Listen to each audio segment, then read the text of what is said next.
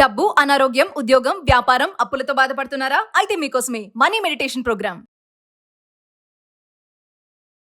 Hi hello నమస్తే welcome back to Suman TV. ప్రస్తుతం మనతో పాటు ఉన్నారు motivational speaker educationalist Durga Prasad garu. నమస్తే అండి. నమస్కారం నవీన. దుర్గా ప్రసాద్ గారు, ఇప్పుడు మనం మాట్లాడుకున్నాం ఒక పాత వీడియోలో 60-70 ఏళ్ళ వయసు పైబడిన వాళ్ళు కూడా పెళ్లి చేసుకుంటున్నారని. సరే, పెళ్లి చేసుకునే ఆలోచన అనేది ఓకే పక్కన పెడితే, అప్పుడు కూడా ఏంటంటే డిమాండ్. ఇప్పుడు మామూలుగా పెళ్లి చూపులకు వెళ్ళినప్పుడు, అమ్మ నువ్వు ఎలా ఉన్నావు, నువ్వు పొట్టిగా ఉన్నావా, పొడుగ్గా ఉన్నావు, నల్లగా ఉన్నావా, తెల్లగా ఉన్నావా, మంచిగా నడుస్తావా, నీ ఆస్తి ఏంటి, ఆస్తులు ఎలా ఉన్నాయి అన్ని అడుగుతారు కదా. అది అప్పుడే కాదు, ఈ వీళ్ళు కూడా మళ్ళీ పెళ్లి చేసుకునే వాళ్ళు కూడా డిమాండ్స్ చేస్తున్నారు. కొంతమందిని చూసాను నేను కూడా ఇంటర్వ్యూస్ లో మాట్లాడినప్పుడు, నాకు ఇంత ఆస్తి ఉంది, నేను నా ఆస్తి పర్రాలని. ఆడవాళ్ళు కూడా చెప్తున్నారు, నాకు హస్బెండ్ కావాలి, మళ్ళీ ఎలాంటి అమ్మాయిలు కావాలని కూడా వాళ్ళు కూడా అడుగుతున్నారు. నాకు ఇలాంటి అమ్మాయి కావాలి, నాకు ఇలాంటి అబ్బాయి కావాలని కూడా చెప్తున్నారు. అదే ఇది ఎంతవరకు కరెక్టే అంటారు? నిజంగా అలా డిమాండ్ చేయడం కూడా కరెక్టే అంటారా? అంటే ఆ వయసులో కూడా అలాంటి ఆశలు కోరికలు వాళ్ళకి ఉంటాయి అంటే ఏమవుతుందంటే, వాళ్ళ దగ్గర ఒక వయసు అతనికి 69 ఇయర్స్ అమ్మా. ఆయనకి చెప్పింది, ఆయనకి ఒక 10 కోట్లు ఆస్తుంది. తర్వాత ఆయన గవర్నమెంట్ రిటైర్డ్ ఆఫీసరు, ఆయన పెన్షన్ వస్తుంది. ఎంత వస్తుంది? ₹1,00,000 వరకు వస్తుంది పెన్షన్ వస్తుంది. భార్య ఏమో ఏదో ఈ హార్ట్ అటాక్తో చనిపోయారు. ఈ కరోనా టైంలో ఆవిడ చనిపోవడంతో హార్ట్ అటాక్తో దాన్ని చనిపోయారు. ఇప్పుడు ఆయన ఏంటి, ఒంటరి ట్రై చేశాడు, ఇది కొడుకులతోనూ పిల్లలతో ఉంటాను ట్రై చేశాడు. ఆయన ట్రై చేసిన తర్వాత అతని వల్ల కావట్లేదు. ఇప్పుడు సినిమాల్లో సినిమాలు చూస్తా, సీరియల్ చూసినా ఎంతసేపు చూస్తాం, కొద్దిగా ఇబ్బంది ఉంటుంది. అప్పుడు అనిపించింది, మ్యారేజ్ చేసుకుని అనుకోండి, అతను మాట్లాడిన విధానం చూస్తుంటే, నాకు 10 కోట్లు ఆస్తుంది, ఏది పిల్లలకి ఇవ్వగా ఈయన పేరు ఉంది. ఇప్పుడు ఈ 10 కోట్ల ఆస్తి ఈయన ఇష్టం, పిల్లలకి ఇవ్వగా మిగిలిన ఆస్తి ప్లస్ నెలకి ఒక 1 lakh పెన్షన్ వస్తుంది, కారు ఉంది, బిల్డింగ్ ఉంది. నాకు 69 ఇయర్స్. ఆయన ఏమన్నాడంటే, ఇంకా పిల్లలు పుట్టే అమ్మాయి దొరుకుతుందా అని అడిగాడు ఒక. నేను స్టన్ అయిపోయాను. అలా అంటే అది అంటే మీటింగ్లో ఉన్నప్పుడు చెప్పాడు మాట. చెప్తే ఏంటంటే, అతను ఏమంటాడంటే, నాకు ఆ కెపాసిటీ ఉంది, నాకు డబ్బులు ఉన్నది, ఆస్తి ఉంది, ఆరోగ్య బీపీ షుగర్ లేవు, నేను ఆ శృంగారపు ఆలోచన కూడా బాగున్నది, అలాంటి అమ్మాయి కావాలి, పిల్లలు పుట్టే అవకాశం. అతను ఏమంటాడంటే, పెన్షన్ వస్తుంది కదా, మరి చిన్నపిల్ల కదండి, మీరు 16, 17 వచ్చేసారు కదా, ఒక 10 years తర్వాత ఏమైనా అయితే ఏంటి అని అడిగాను. అడిగితే ఫ్యామిలీ పెన్షన్ రాయడానికి అవకాశం ఉంది. అంటే ₹1,00,000 అనుకో, గ్యారంటీగా అమ్మాయికి 50,000 వస్తుంది, 50% గ్యారంటీ. ఇల్లు ఉంది, 10 కోట్ల ఆస్తి ఉంది. మరి అటువంటిప్పుడు నాకు అందమైన అమ్మాయి కావాలని చెప్పాడు. ఎంత ఉండాలి? 5'5" ఉండాలి, 5'2" ఉండాలి, హైట్ ఉండాలి, తెల్లగా ఉండాలి, సన్నగా ఉండాలి, 45 years, వీలుంటే పిల్లలు. అలా చెప్తుంటే నేను అలా ఊహించుకుని చూస్తే, అత్తారింటికి దారేదిలో అది మన పవన్ కళ్యాణ్ వాళ్ళ అత్తగారు నదియా, ఆ షేపులో చెప్పాడమ్మ నాకు. ఆవిడ కూడా మరేంటి, 2 ఆడపిల్లలు ఉన్నారు, ఒక అల్లుడేమో పవన్ కళ్యాణ్, నదియా ఏమో అత్తగారు. ఆయన చెప్పిన ఫీచర్స్ ఎలా ఉంటాయని ఒక్కసారి ఊహించుకుంటే నదియా టైప్లో ఉంది అది. కానీ అది ఏంటంటే అదృష్టం ఉండొచ్చు, లేకపోతే అంటే అతని కోరికలు అలా ఉన్నాయి. అలానే అందరు కాదు. ఒక అతను నాకు ఫోన్ చేశాడు, అంటే గుంటూరు నుంచి చెప్పాడు మాట, తనకన్నా 5 years అయినా పర్లేదు, 10 years ఆ అమ్మాయికి ఆస్తి ఉండాలంటాడు. రెడీ అంటున్నాడు. ఇప్పుడు రీసెంట్గా ఒక 10 కోట్ల ఆస్తున్న ఒక ఆవిడ ఉంది. ఆవిడ వీడియోలో ఒక రోజుకి 1000 ఫోన్లు వచ్చేసి ఏమంటారంటే, ఏరా నీ వయసు 35 కదా, ఆవిడేమో 55 కదా అని అన్నాం అనుకోండి. అయితే ఆస్తి ఉంది కదండి, ఆవిడతో నేను సాయం చేస్తాను, ఆవిడకి ఎక్కడికి ఉంటే అక్కడికి వెళ్తాను, ఒక కార్ డ్రైవర్గా ఉంటాను, అన్ని సాయం చేస్తాను, డబ్బులు ఉన్నాయి కదా, దాంతో నేను కూడా అలాంటిది ఎంజాయ్ చేయొచ్చు కదా అంటాడు. డబ్బు ఉంది కదా, లగ్జరీగా బతకొచ్చు. అంటే ఇది ఒక మిడిల్ క్లాస్ పీపుల్ ఎవరు కూడా సాధ్యం కాదమ్మా. ఎవరికంటే ఒకవేళ మళ్ళీ పెళ్లి చేసుకోవాలనుకున్నా, ఎవరైతే పోషించగల కెపాసిటీ ఉందో వాళ్ళకి సాధ్యం అవుతుంది. ఒక అతను ఉన్నాడు, అతను కొడుకు దగ్గర ఉంటున్నాడు, కానీ అతనికి 60-70 వేలు పెన్షను, లేకపోతే అతను దాచుకున్న డబ్బుల్లోంచి ఒక వడ్డీ రూపంలో వస్తుంది అనుకో, అప్పుడు పోషించే కెపాసిటీ ఉంటే పెళ్లి చేసుకోగలరు. అలా కాకుండా అతనికి కొడుకు ఉండటమే, కొడుకు దగ్గర ఉండి ఒంటరిగా ఉండి ఇంకొక అమ్మాయిని పెళ్లి చేసుకుంటాను అనండి ఎప్పుడు.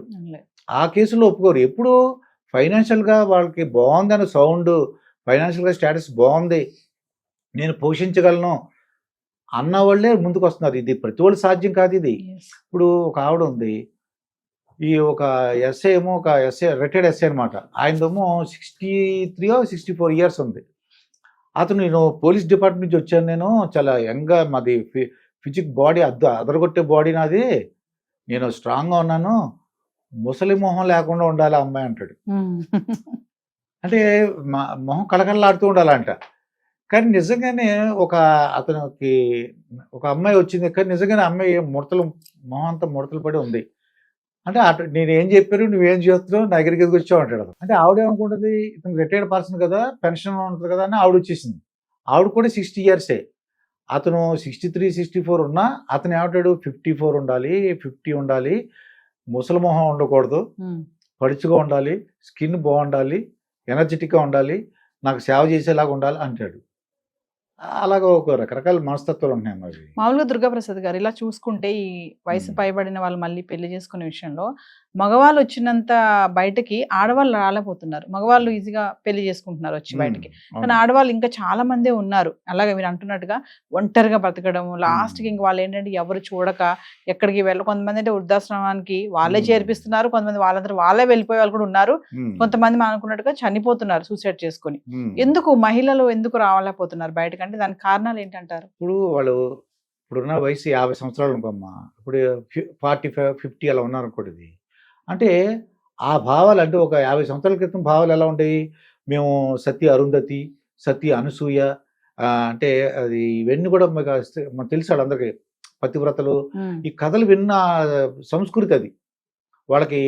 పురాణ గాథలు, సీతాదేవి ఎలా ఉంది, ఇవన్నీ కూడా చూసిన గాథలతో వాళ్ళు ఏమనంటే భర్త మీద ఉన్న ప్రేమతో అయ్యి ఉండొచ్చు, ఆ భర్తను మర్చిపోలేకపోవచ్చు. అలాగే కొడుకులు కోడళ్ళు ఏమనుకుంటారో, ఇదేంటిది అమ్మ ఎలా చేస్తుంది ఏంటి, అమ్మ ఇప్పుడు పెళ్లి చేసుకుంటారు అంటుంది ఏంటని. కానీ నిజంగా ప్రాక్టికల్గా చూస్తే ఒక 2 అబ్బాయిలు, బెంగళూరులో ఆవిడ ఉంటుంది, ఆవిడ వయసు 43 years. వాళ్ళిద్దరు కూడా ఇప్పుడు నాకు ఫోన్ చేసి ఏం చెప్పారంటే, వాళ్ళు మేము మా అమ్మకి పెళ్లి చేయాలనుకుంటున్నాం, ఎందుకు బాబు అని అడిగాను. అడిగితే వాళ్ళు ఏమంటారంటే, మా అమ్మకి నేను ఎందుకు పెళ్లి చేయాలనుకుంటున్నానంటే, మేము ఒకవేళ పెళ్లి చేసుకుంటే వచ్చే కోడలు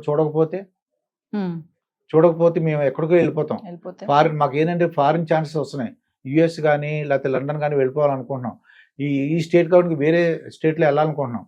మా అమ్మ ఒక్కతే ఏమవుతుంది, మా అమ్మ మ్యారేజ్ అయిన తర్వాత వీళ్ళు సెటిల్ అయిపోయారు, జాబ్ చేసుకుంటున్నారు.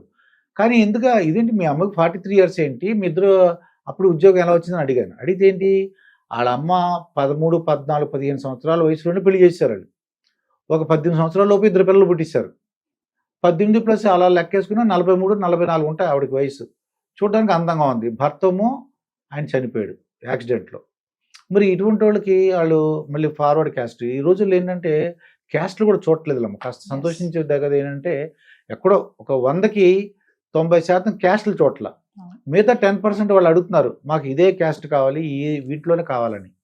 అలా క్యాస్ట్ కానీ అలాగా ఒకటి పెట్టినారనుకో, ఆడవాళ్ళు ఏం కోరికలు ఎలా ఉన్నాయంటే, ఆడవాళ్ళ కోరికలు నన్ను పోషించాలి, ఒకవేళ మా అబ్బాయిని అయితే మా అమ్మాయిని ఎదిరించి పెళ్లి చేసుకుని వచ్చానుకో, ఊపుకుంటూ వెళ్ళింది, పెళ్లి చేసుకుంది, మన మాట వినకుండా పరువు తీసేసింది, కానీ ఇప్పుడు గొడవ పడుతుంది. నిజంగా అది చాలా దారుణ. అటువంటి కేసు వస్తే మాత్రం ఇబ్బంది అవుతుంది. అలా కాకుండా మంచిగా, అంటే బాగా చూసుకునే వాళ్ళు పెళ్లి చేసుకున్నారు అనుకో, వాళ్ళకు కూడా మంచిది అది. ఆ పేరెంట్స్ ఇప్పుడు ట్రెండింగ్ మారుతున్న కాలం పరంగా మొట్టమొదటి సతీ సహగమనం ఉండేది. అప్పుడు ఏంటి, మొగుడు అంటే భర్త చనిపోతే ఈవెన్ కూడా కలిపి దహనం చేసేవారు. ఆ తర్వాత వితంతు వివాహాలు ఉండకూడదని చెప్పేవారు, వైట్ శారీ కట్టుకోవాలి, అవి ఇవన్నీ పెట్టి. తర్వాత కొంతమంది సంఘ సంస్కృతులు ముందుకొచ్చి వితంతు వివాహాలు చేయడం మొదలుపెట్టారు. ఇప్పుడు ఏంటి ట్రెండ్, మరి ఇదివరకు మా చిన్నప్పుడు ఏంటంటే భర్త చనిపోయినా వాళ్ళు వితంతులుగా ఉండి అందరిలో తలలో 4లాగా, అంటే అందరూ సహాయం చేసేవారు అన్నమాట.